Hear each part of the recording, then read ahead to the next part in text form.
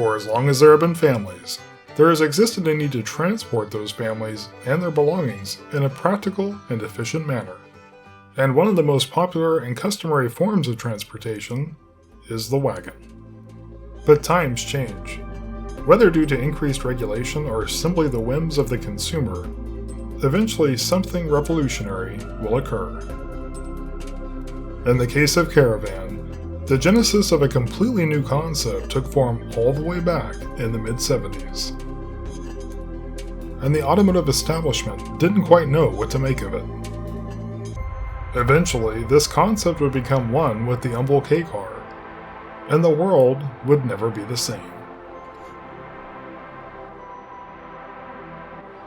The result was something that would send the former skeptics scrambling to their drawing boards. It is a rare and special occurrence when an automotive legend is born, and in the year 1984, we witnessed such an event.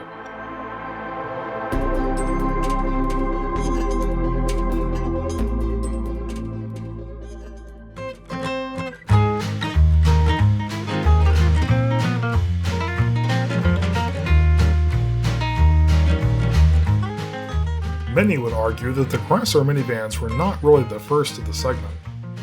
The Volkswagen bus is often referenced as a counterpoint to Chrysler's claim as the minivan originator.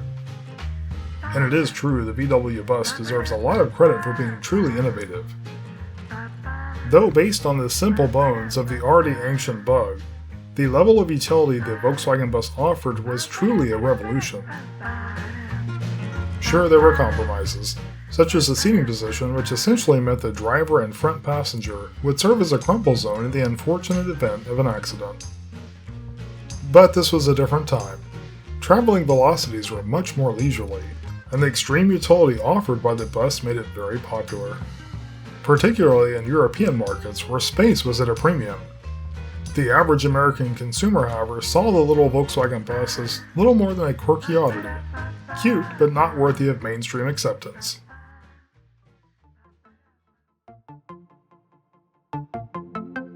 The genesis of Caravan began all the way back in 1973 with Ford's concept Carousel. Automotive stylist Richard Nesbitt's design was championed by Lee Iacocca as a concept as revolutionary as Mustang. The Carousel would eventually evolve into Aerostar, but only after Iacocca transformed the Humble K-Car into something truly revolutionary.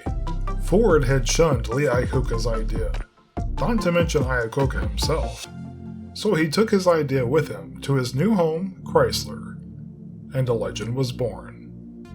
The K-Car had saved Chrysler, and much of its DNA would find its way into Caravan. Heritage would also play a role in connecting this new concept with the public by use of familiar branding for Plymouth's offering, which was christened Voyager.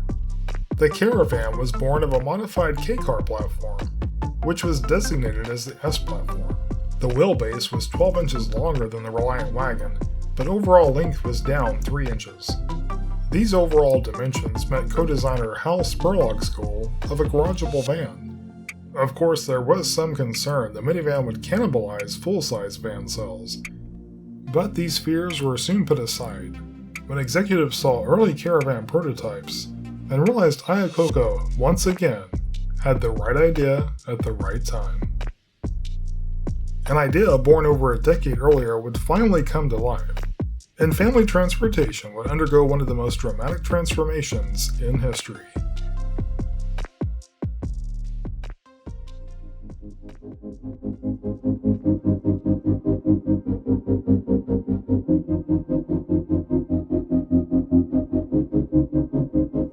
It is ironic that most viewed the K-Car underpinnings as nearing the end of their useful life. Few could have suspected the dramatic transformation that was to come. Caravan would soon be a familiar sight both on the road and mall parking lots everywhere.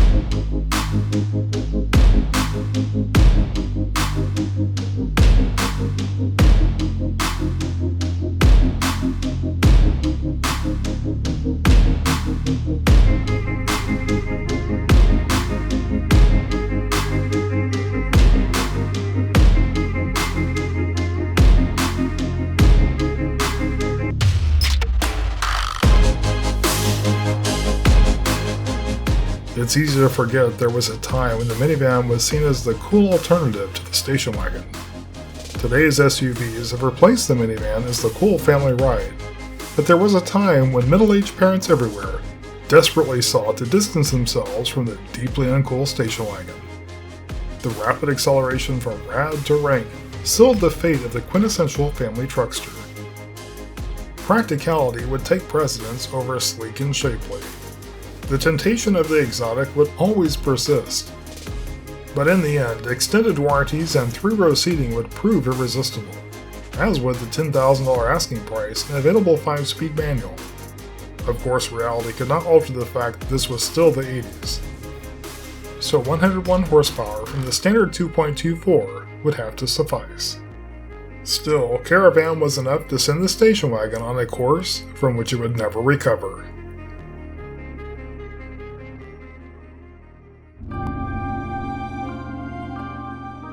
It wasn't long before both foreign and domestic rivals took notice of Caravan's surprise success. Toyota and others began hastily importing offerings that were initially designed for other markets. As with the original VW bus, the competition offered both advantages and a lot of compromises. Initially, Chrysler did not take the threat seriously, but it soon became clear there was reason to be worried. Build quality, reliability, and unique details could pose a threat.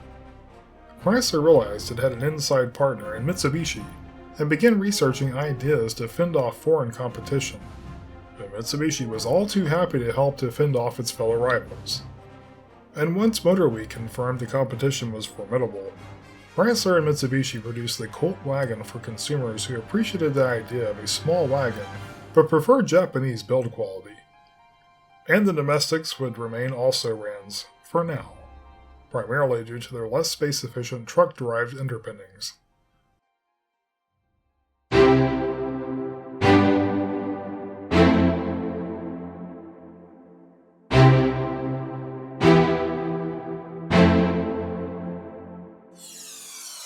While cars had drastically downsized since the 70s, the Chrysler minivans offered room unrivaled among other offerings at the time. And the return of wood-tone trim and vast cargo storage proved to be a sensation among the buying public. Any 80s fashionable parent would not be seen in anything else.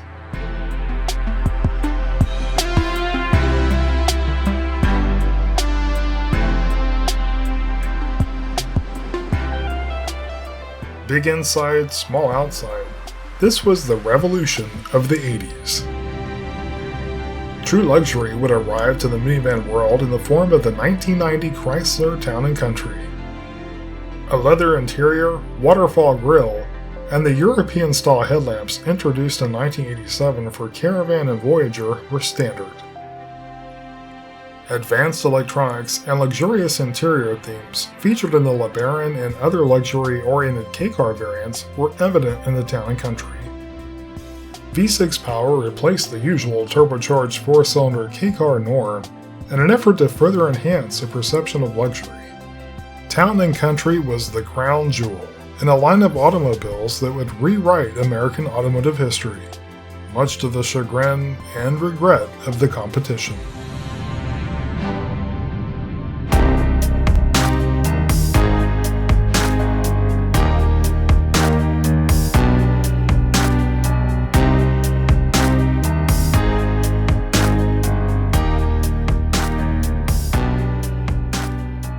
Iacocca was a man in exile, banished from Ford to the desolate existence that was Chrysler by a jealous Henry Ford II.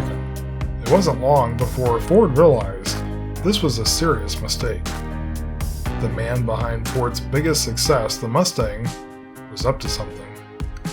Corporate intelligence realized all too late a revolution was in the making, and their defenses were completely inadequate.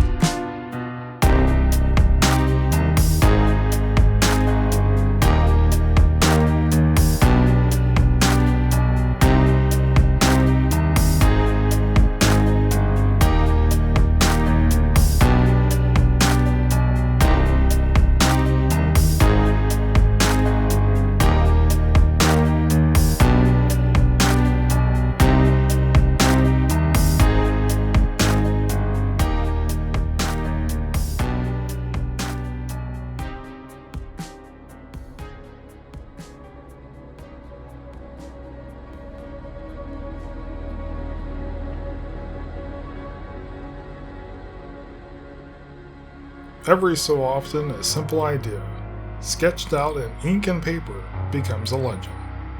The Chrysler minivans represent the ultimate in 80s automotive innovation. From the simple origins of the K-car, which itself had saved Chrysler, evolved the first major transformation of the automobile in decades.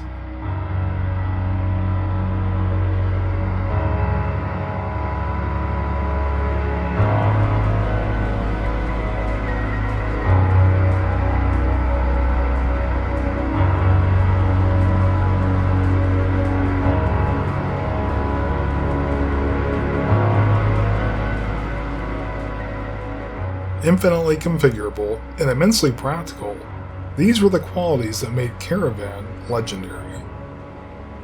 From the luxurious town and country models to the hard-working CV variants, Caravan served everyone.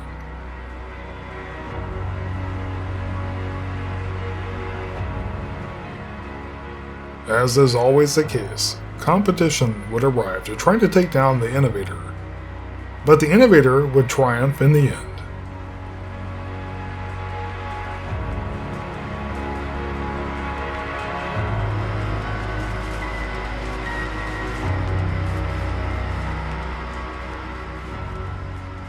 Once in a lifetime, something or someone makes an appearance and changes the world.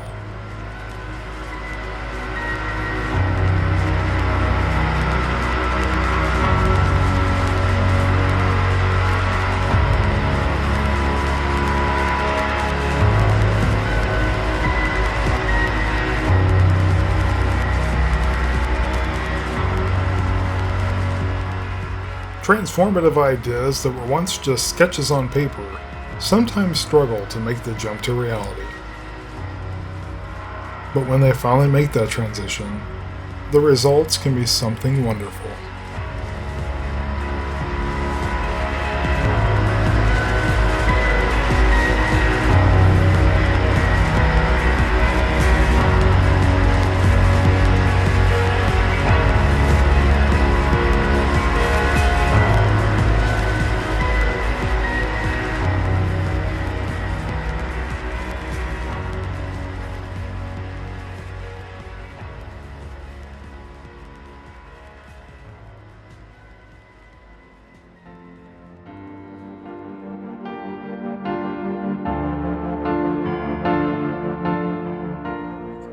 The materials that make up the pages of our beloved childhood storybooks are of little actual value. But like the cars of the 80s, it is the story that is told and the memories and emotions they evoke that are truly priceless.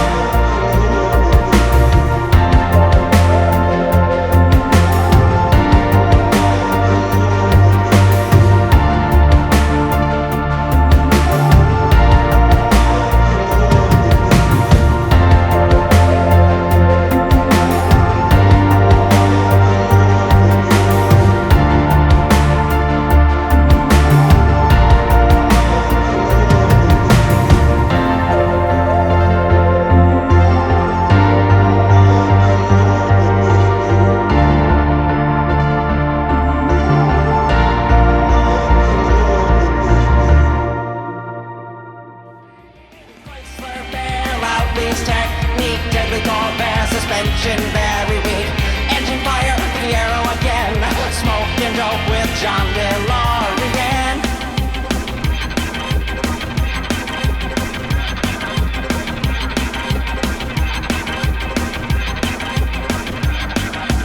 Landing quicker than the planes in Kenosha. Topher's gonna what it's like to be at the top. Go all electric, watch your models drop. Shift into second and soon will be experience all triviality. Come on, you gotta go in the back of my mom's Pinto. Drive a Jeep, remember the war. Need a couch, what are land yachts for? Faster than a trucker, quick as a nail. Let's all listen to Topher's Car Tales.